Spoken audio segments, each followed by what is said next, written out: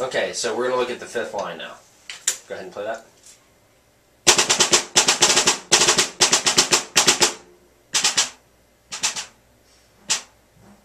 Okay, let's stop with that, because that's like almost a complete thought right there. I felt like you played that great. You had a good mezzo forte, you played the rhythms correctly, especially as you get towards the second measure where you have the pianissimo and you have the diminuendo. A lot of people will mess up the actual counting of the rests or the space between the notes in that area, and you did a good job with that. Okay, so now let's start addressing these rolls. Let's just look at this measure. So you got the fifth line, third measure. Just play that, and we'll go ahead and play the downbeat after.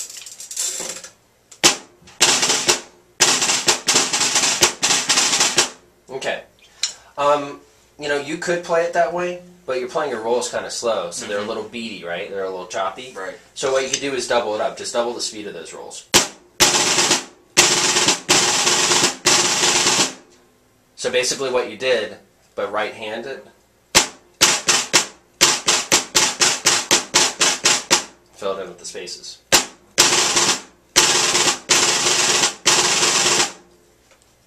Try that.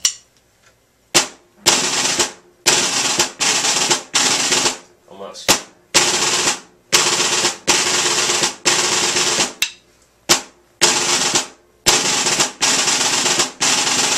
Excellent. I like that a lot. Yeah, because this is just a fairly slow tempo. If you just strictly do it like that, you know, it's a little choppy. Okay. Now there's no accents in any of these rolls, but I always do like to start in my rolls with a slight, what I might call an ogogic accent, which is not like really an accent I'm playing to be heard as an accent, but really just to make the beginning and the ending of the roll sound clear. So I'm not starting my rolls like this. I'm kind of pushing into it a little bit,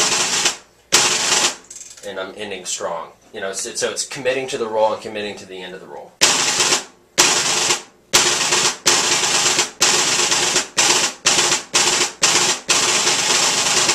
Okay, good. All right, let's look at the next line. 1, 2, 3, 4, 5, 6. Line 6. This is a pretty interesting line. I'll just let you play it and we'll talk about it.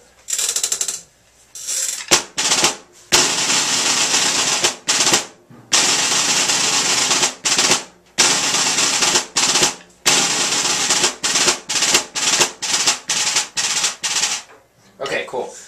You did this pretty well. Let's talk about these.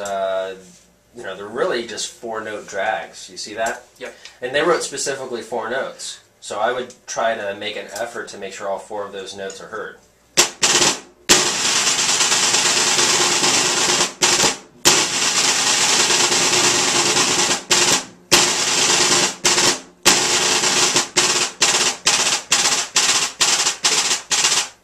Okay?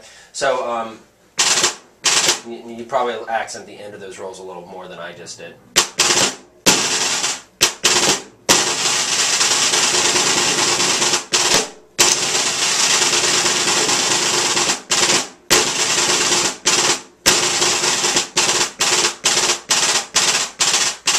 So, you know, you played it well. Just make sure you're exaggerating your dynamic changes and make sure you're trying to get those 4-note drags to not sound like buzz rolls.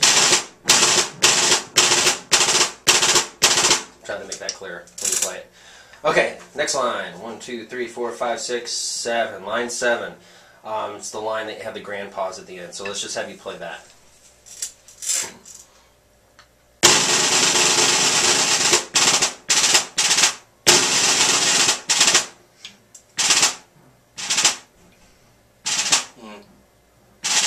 Okay, try that again.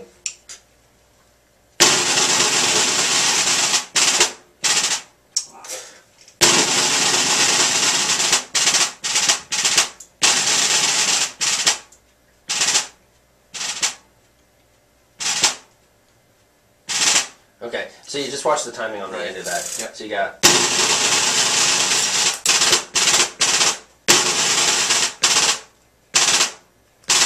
one and two. So 1 and 2 and 1 and 2 and...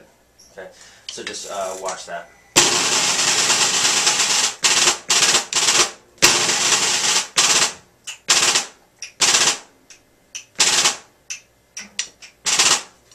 And then you have a grand pause, which means you just pause forever and ever and ever until you decide to play again, because it's a grand pause.